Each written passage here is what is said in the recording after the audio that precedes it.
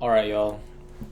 Let me tell you how the person on the screen, how this dude, how this guy right here, or this girl right here and this guy right here, that could be you in like 5 to 10 years. And what I mean by that is I'm gonna tell you a little bit about what I learned with my $130,000 tuition. Like I said, I studied international relations, and the reason I wanted to talk about this is because of a video I was watching during work today. I don't know if you guys saw, but China held their 2025 military parade, and I think the US did this a few months ago, and it was lackluster performance. You know what I mean by that is like troops aren't in unison, not that many, tanks, displays of technological superiority. And a military parade is also just kind of a show of force to whoever you want to, whoever you're in conflict at the time. It's basically showing them like soft power without actually having to invade, or kill anybody or engage in actual war. Oh, shit. But why I'm saying this is important is because we saw some very important, people at that parade. Even just the presence of it was a lot more organized and a lot more unison than what the United States was.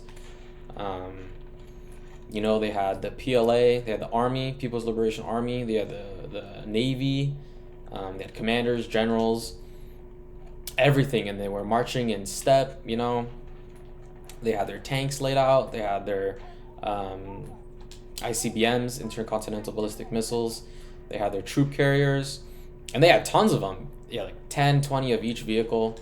They're showing off their tanks, their main battle tanks. They're showing off some nuclear powered stuff. They're showing off a submarine, I believe it was. And a new one is the DF-5C. Yeah, the Dongfang 5C. And that's something we've never seen before. And what that is, it's an intercontinental ballistic missile that has 20,000 kilometers of range. So they can basically hit anywhere on the US mainland, anywhere that you're at. We could be hit from that. And that's important because they haven't shown that. And I don't know if you all know, but whatever military it is, if you're like a smart military, you'll kind of show to the public technology that's like 5 to 10 years old. So if this Dongfeng 5C was the best of the best that China had to offer, they probably wouldn't be showing it to the public because then the US could see it, analyze its weaknesses, see how they can counteract it, everything like that. So that's just showing that China made such strides from, the 1980s to when they kind of turned into a quasi-capitalist economy from Deng Xiaoping to what they are now, which is kind of like the main competitor that we have in the East. And I don't want to take any political, stances when I'm talking about this, but I'm just saying, like, I'm holding this anti-tank sniper right here. This could be me or you in like 5 years if you're a, fighting age dude. I don't think that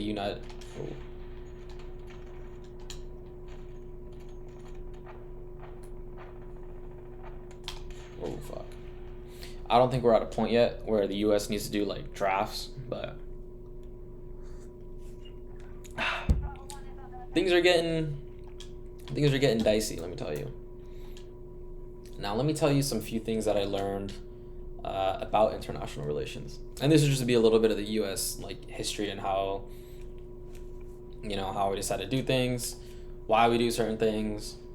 And what I mean by things is like how we interact with other countries, mainly on war fronts.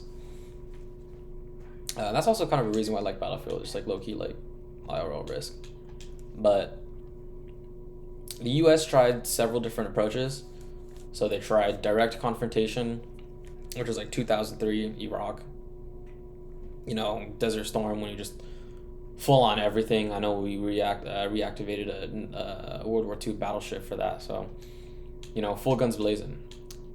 I'm gonna be a helicopter bitch and try to steal this, but I don't think it's gonna come.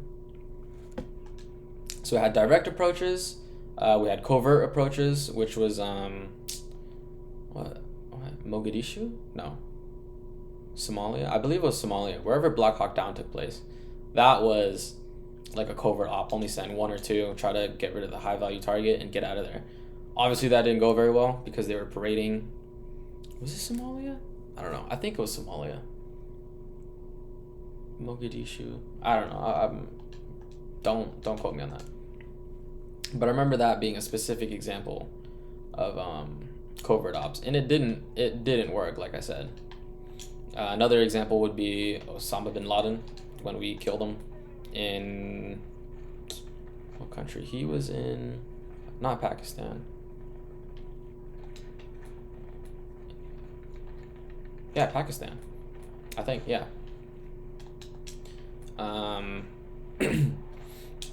And then shows of force. So, aircraft carriers, all our fleets and everything like that. Just show whoever that we're dealing with it, like, yo, don't come here, because we'll fuck you up. So kind of listen to what we're going to say. When we're having this bilateral meeting, take our terms into account. And then back off, because if you don't, you'll get nuked. We have all those missile tests. America's all about freedom, guns, whatever. But yeah, so the U.S. just tried certain things, some direct approaches, some indirect approaches, some showing force, and some of it worked, some of it didn't. But what it did, I gotta focus up. What it did do is put us on the world stage for a bunch of scrutiny. It's no secret that everyone's like, oh, America's just a war hawk. They instill conflict. They just go into whatever country they want to do. Support a coup that has Western interests, and then leave this country, torn up in shreds. They don't offer any humanitarian assistance, which is, not true. This is what you hear. We don't offer any humanitarian assistance. We make the place worse off than it was when we entered. Low-key Iran after the revolution in 1979. But yeah, that's just what we hear in the media. And the result of that is kind of like a population that's divided. There's so much right versus left, red versus blue, like Republican versus Democrat. There's not really discourse as much as it is like just yelling. Like, you're not gonna see somebody and attempt to change their minds. You're just gonna try to convince them on why you're right. And it's not conducive to actual debate, actual educational exchange, changing anyone's minds, anything like that. I was like, what am I shooting at? But anyway, hold on, let me lock in. Dude, how is there a guy right there? I have more tea. I don't know, I've been on a tea grind lately.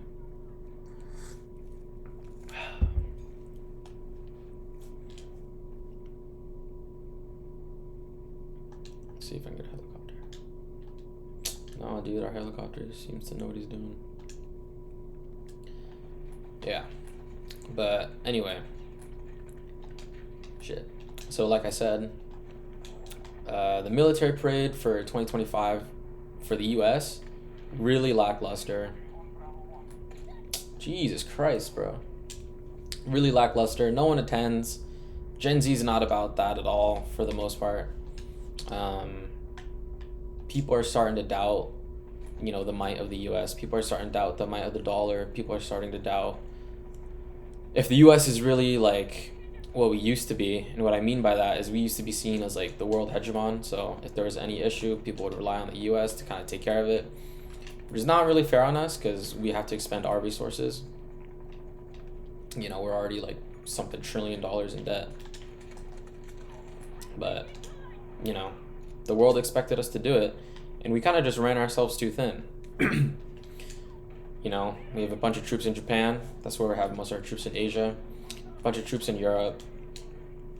A bunch of troops scattered around. I know there's a ton of troops now in South America because of the Venezuelan regime under Maduro. I was going to talk about that a little bit. But let me...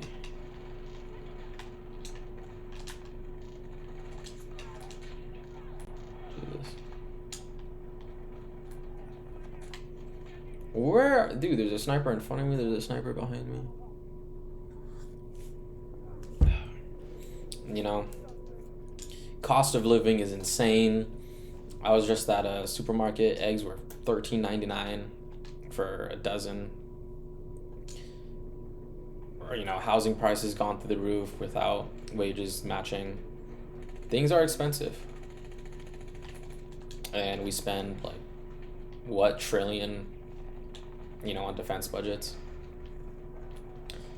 But why I'm saying we could be, you know, right here, trying to retake B1 sometime soon, is because of the importance of the Chinese military parade and who was there. So yeah, China's showing off their fancy new missiles and whatever, and like, oh yeah, we got, you know, this and that. Look at how powerful we are. Look at how in unison we are. Was that a person? But what really mattered, at least in my opinion, was who attended. So I don't know if you guys saw, but Vladimir Putin and Kim Jong-un were there. So the oh shit.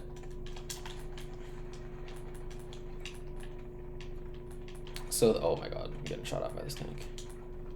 So the leader of Russia and the leader of North Korea all sat in a room for 2.5 hours.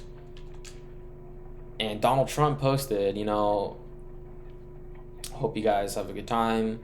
I hope China has a good day remembering all the troops. I hope China remembers all the troops from America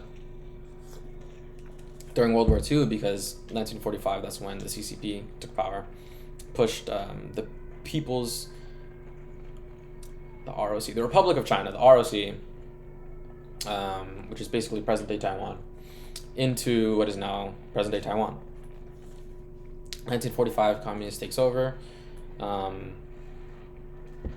And a lot of it is China saying how they resisted the imperialism from Japan. You know, a lot of Chinese people still have generational trauma from that, so that's something they focus on. And in the translated speech from Xi Jinping, he begins, yep, you know, in 1945, when our brave Chinese troops defended off Chinese imperialism.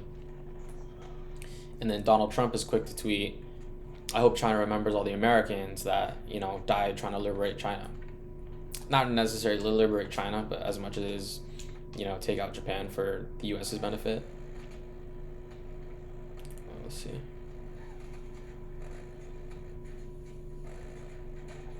Oh. Yikes.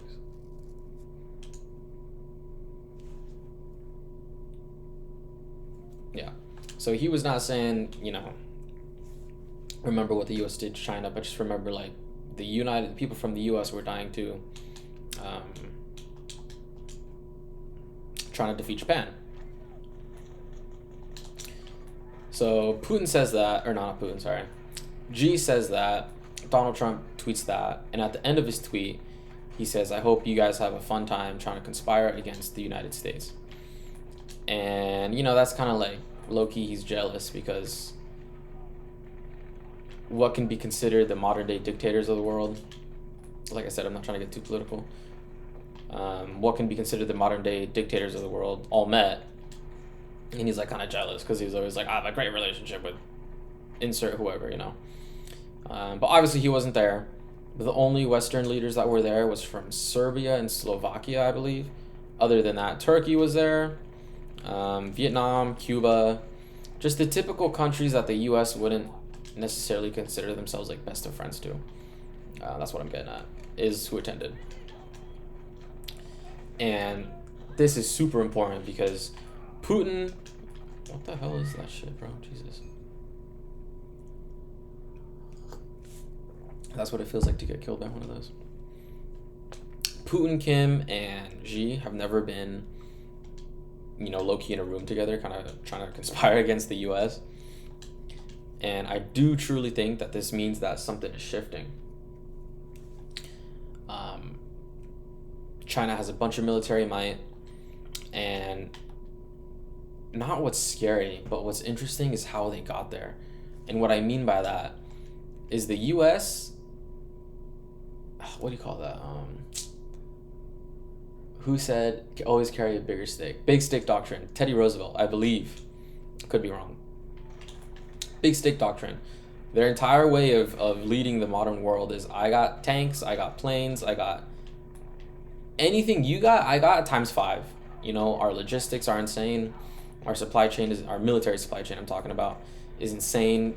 And Operation Midnight Hammer, what that was when 6 B-2 bombers took out the nuclear sites in Iran. So we sent 4, or not 4. We sent 3 to Southeast Asia, kind of as like a decoy. So the public was tracking that, like, yeah, 3 B-2s, you know, heading over to this area. In the whole time, there were other B-2s going over the Pacific. I don't know how they flew over that entire time and just bombed the shit out of Iran. And no one knew, you know, no one could track them. China couldn't track those B-2s. Russia couldn't track the B-2s. No one knew they were there, and they just went there, dropped 6 bunker busters, and exploded like 3 uranium enrichment facilities to try to make for Iranian nuclear weapons. And that just goes to show, like, yeah, although the U.S. has its fair share of domestic issues, one thing we've always been really good at, and we'll probably still be pretty good at, is our military might. You know, and that's seen everywhere. Like I just said, the Midnight Hammer.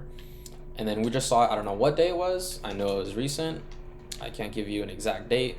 I know it was in the week. What the fuck is that?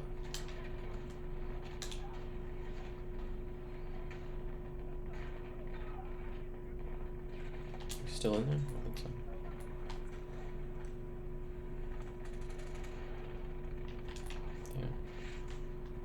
Yeah. Within the week, there was a drug boat coming from Venezuela under Nicolas Maduro. It entered international waters, and then Trump blew it up. Killed 11 people that he deems terrorists. So the U.S. did deem MS-13, Mara Salvatrucha. He did deem that a terrorist organization, which basically gives them a lot more power to do whatever they deem fit. And he blew them up. He told them, like, hey, you know, we're going to blow you up. Stop sending drugs over to the United States. Like, we're going to fucking kill you. So he did, you know, kind of warn you. Not warn you, but, like, Maduro, I mean. He did warn Maduro, here's what's going to happen. You know, Maduro tested him. And then he got blown up. You know, Maduro reached out to China. China said, hey, you got to consider the sovereignty of these other countries and the integrity of these other countries, and you can't just go blowing people up. Pete Hegseth was saying that there was 150,000 Americans that died of fentanyl in a country of like 340 million. Quick side tangent. I've watched a lot of these, like, oh, Skid Row's awful. San Francisco sucks. Las Vegas is a cesspool. And it might be like 2-3 blocks. But then other than that, like, not everyone in these cities is, like, addicted to drugs, you know? So it might be... Jesus, I'm not doing good. Not everyone in these cities is addicted to drugs. You know, they're just kind of blowing it up for dramatic effect, you know, entertainment. Which I get. But then it skews the perception of, dude, Jesus Christ, of what's actually going on. Fentanyl, real issue. Drugs, real issue. 150,000 people died. Not a small number, but not like a... I don't know. Not like an insane number. Is it a national, like, concern? Yes, it is. But there's a lot worse going on. You know, obesity is terrible. I'm not saying it's worse. Obesity is its own beast that the U.S. has to deal with. People can't really afford food. A lot of people steal things. You know, things are just getting more expensive. But hold up, are we gonna win? No. Why I'm saying this is because for that example, The U.S. big stick diplomacy. We just blew people up. China says, hey, show restraint. And why that doesn't really, it kind of concerns me is because ever since the 1980s, the mid-1980s, Deng Xiaoping, open door policy. Okay, I don't know. I'm getting gunned down left and right. Open door policy, you know, foreign direct investment. A lot of our companies move to China. China's our biggest trading partner. You know, Xbox made in China, phone made in China, Mac made in China. They are, although they are our adversary, they are our main economic trading partner. I think that's something both the U.S. and China knows. So they never draw the line too far. Like they know they low-key need each other to keep their economic growth going, or at least to keep it stable. But why I'm saying it's a little bit important is because China has had all this growth. I'm gonna take a sip of some tea here. China has all this growth, all this productivity, without kind of firing a shot, you know. They doubled their economy for decades. You know, they're more advanced. You know, their cities are mega cities, walkable cities.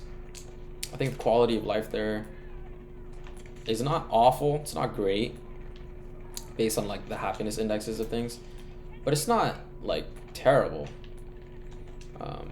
Some people like it. There's a lot of international students, you know, which is a sign of prosperity. Like their country's doing good enough to send their students international. The Chinese students are going to learn the tricks of the trade from American professors. They're going to go back to China and use it to better their country.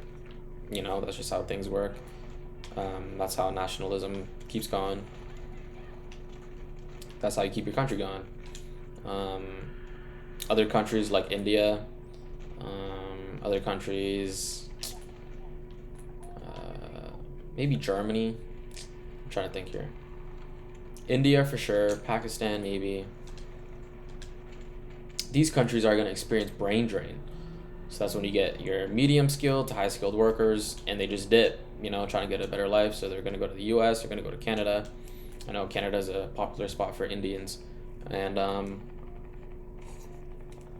they're going to take their skills and they're going to make bank, probably bring their family over or send remittances. But they're not going to be doing it for India. You know, so India's losing out on a ton of tech workers. Well, not really, because I know a lot of Indians are tech workers. But, you know, skilled workers is what I mean. But, you know, for China, a lot of them come here. They kind of have their own clubs. I can tell you at UC Davis, there's a bunch of Chinese clubs where they all speak Mandarin. And they're going to take their skills, go back to China, and bolster their economy. No hate to that. That's just how you play the game. The U.S. is starting to get in to understanding that, so they're limiting the amount of student visas they're sending out to all these countries. There we go. But yeah, China had all this growth without firing a single bullet, and that's kind of crazy because over those 30 years, the United States was attacked. The United States attacked Iran. The United States attacked Venezuela. Who else did the United States attack? We incited coups. We're sending a shit ton of money to all these countries. We're not really being the peacekeepers that, you know, we ought to be because we have the strongest military. But, you know, sending trillions of dollars to Israel. Everyone knows what's going on over there. Sent hundreds of thousands of billions of dollars to Ukraine to fight off Putin. And we have like a military industrial complex. Fuck, bro. You see these TikToks, everyone that does electrical engineering or engineering in general, a lot of them are trying to work for Lockheed Martin. And although I might be like, oh cool, I work for Lockheed Martin, haha, you're working for a weapons company. So if you make a missile, either that missile is going to sit in storage until we send it to some other country that is bound to get into a conflict, or we're going to blow somebody up with it. Like, you're not directly sending the missile. Oh, fuck. But you know you're sending it somewhere where it's gonna be like you might be indirectly responsible for a killing. Is what I'm trying to say. But you know, that's highly sought after job, and it's like fair because like you got to eat and all this stuff. But that's just how it is. You know, China does that too. But why I think it's important because, and why I think it's important that China is was able to like do all these things without firing a shot, is because of the amount of nationalism that they have and the amount of nationalism that they're instilling into their younger population. I have a few international friends from China, and at least to me, they have nothing bad to say. You know, they love their country. They're like, yeah, I'm just here for university. I'm going back ASAP. Um, dude, that's crazy. Yeah, they enjoy China. Like I said, they're going to take their skills back. They agree with what she's doing. They don't really have the most positive view of the United States, even though they're in the United States. You can feel about that however you want to. But that's just what I've noticed. You know, Trump, he's not as serious as a world leader as, you know, I would like him to be. Like, if you're on the world stage like that, you got to have a little bit more, like, not necessarily gall, because we all know that he has the balls to say whatever he wants to say. But I think what I mean to say is, like, professionalism. You know, when you're in that position of power. That's just a little side tangent for me. But what I mean when I say is like, oh, this could be us sometime soon. You know, China's preparing, you know. They're not really mobilizing troops, but oh my god.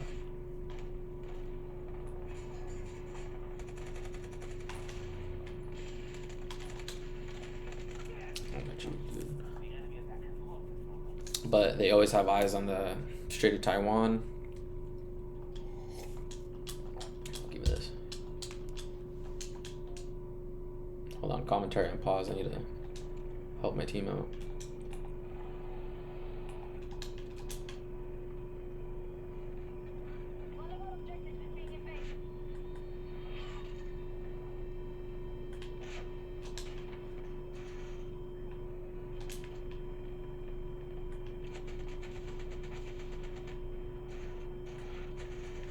Oh my god.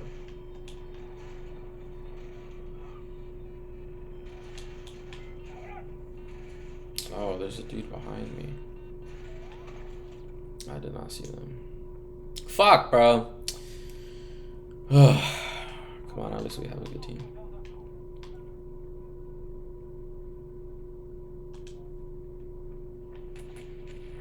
Yeah, they're always, you know, kind of harassing the Philippines.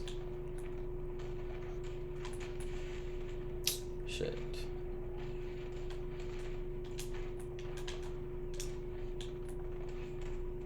Well, this is serious.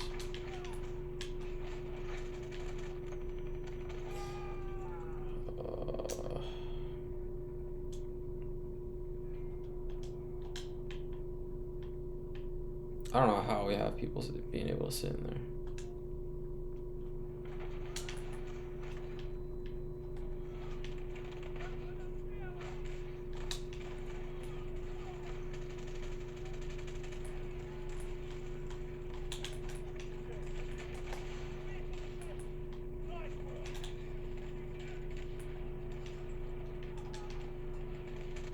Shoot the damn gun! How did I fucking miss that?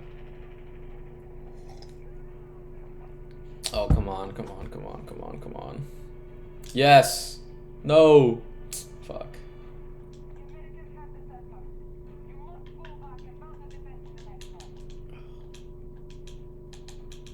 Damn, this is getting close. Hold on, I don't want to lose. But yeah, nationalism on the rise in China.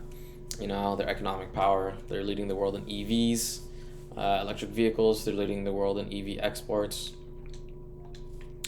They're kind of solving most of their domestic issues. You know, their economy is kind of stagnating, but there can't be like unprecedented growth for. Damn, the chat's kind of crazy. There can't be growth forever. You know, that's just not how the world works. Okay, I'm gonna go fuck this guy up.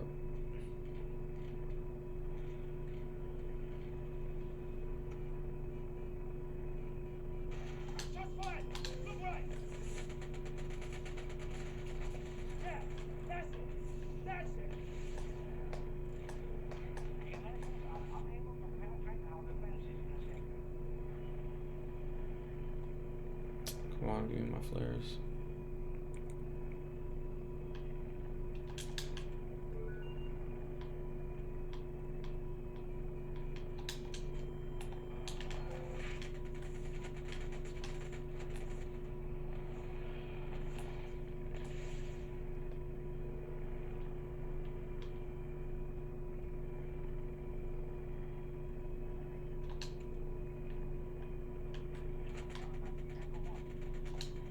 Oh.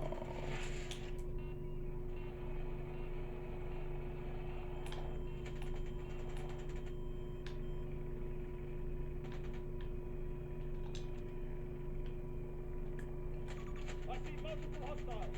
Go distance.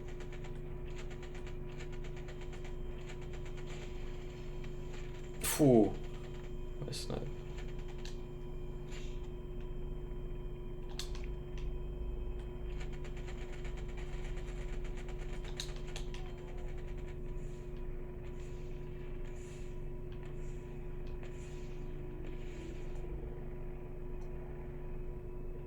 I don't want to fly too close to that because last time I did that, I fucking died. Whoa, what?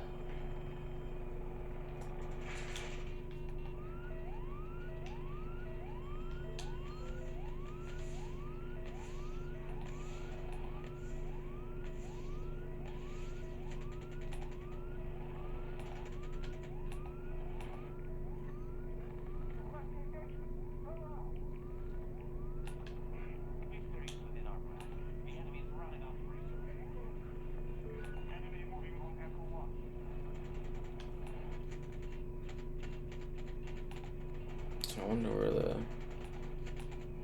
Bro.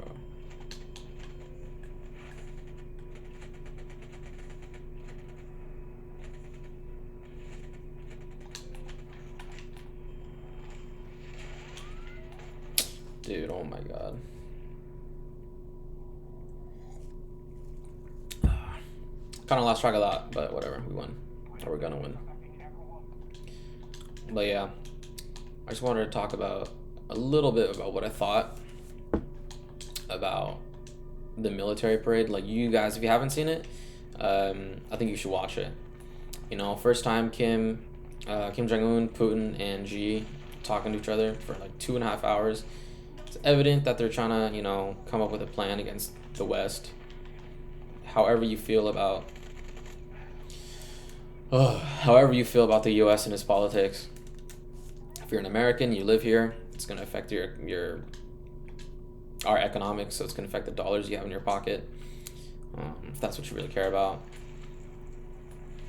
But yeah, it could also open ways for new conflicts. You know, it's not what anybody wants.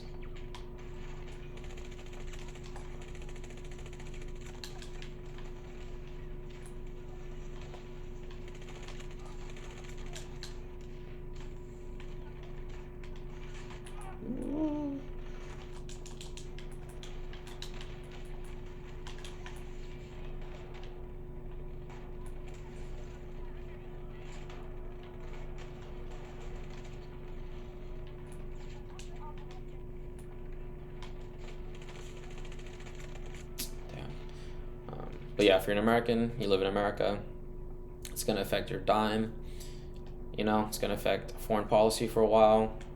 It's going to affect how people see China. I don't think all this anti-China rhetoric is the way to go. I think if you're a world leader, you should try to at least cooperate with China. They're one of the world's oldest populations. We've been here for a few hundred years. They've been here for a few thousand. Odds are they're going to be here long before or long after we go anywhere, you know? But yeah, it was kind of a sight. Like, they're moving in such unison. They all look organized. They all look fucking ready to go. A bunch of world leaders over there, all conspiring against the U.S. And if you look at the U.S., I'm not telling you guys to be like hopeless, but cost of living is insane. Groceries is insane. Housing, good luck getting a house to anybody that's not a fucking Nepo baby.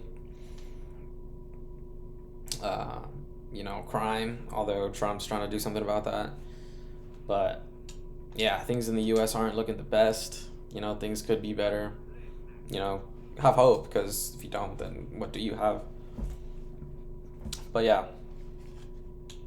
And I'm not gonna be here and be all nihilist and be like, oh, the world sucks, bro. But like when you're working your 9 to 5 or you're sitting down and you're like, damn, work sucks, just know that, I'm not gonna say it's fake, but know that there's a lot of shit going on, and try to learn, be educated.